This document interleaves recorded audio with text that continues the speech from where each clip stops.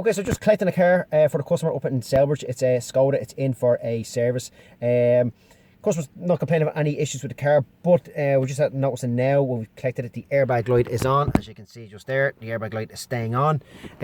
So we'll do a diagnostic scan and see what shows up and then report it back to the customer. I suppose the benefit of when it's in for service with us, we'll do a full diagnostic scan of all the systems and see what's going on. So that's part of the service. So yeah, so let's get it back and see what's going on.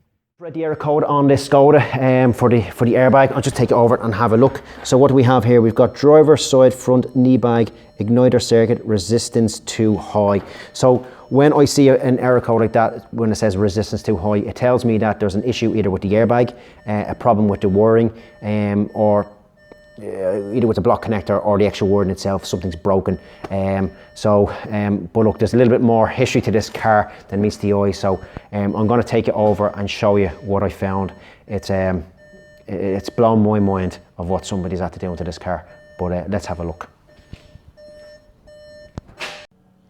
Okay, so you have this car has controls for somebody to drive if they're in a wheelchair, so they can control the accelerator and the brake by using their hand. And just here, we should have bolted, just behind here, we should have the actual airbag for your knees. As you can see, it's not there. It's gone, it's been removed because this has been bolted in. Behind, there's a panel just here, and behind it, this is our connection for the airbag. It should be connected in here. As you can see, it's not. And we have some dodgy looking wiring at being wired in to this. I think what they're trying to do is trying to trick the system into thinking that there's an airbag in the car when there's not. They've put a resistor in there and it obviously hasn't worked. But I'm actually blown away by this repair or what they've done. It's not even a repair. They've modified this car away from its manufacturer specification, and I'm blown away by it, what they've done.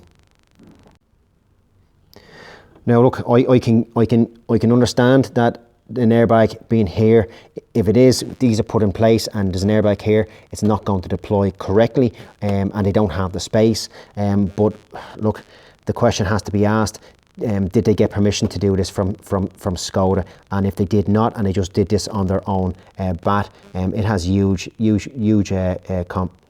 consequences for whoever done this. They've removed an airbag. They've taken an airbag out. That's a part of a safety protocol on the car. So just unbelievable. Okay, so as you can see there, look, the implications for this is look, it's quite severe for the customer because the car has now been modified. So when you take your insurance out, they ask you that typical question: has the car been modified in any way? This car has been modified. Now the customer hasn't been made aware of this, that's been modified, but they're going to be made aware now by myself. So look, if this car is in a crash, more than likely the airbags are not going to deploy. They may deploy, but they probably won't because it's seen a fault code in the system. And then plus the other side of it is the insurance company can now walk away from this car if it's in any sort of an accident because it's been modified.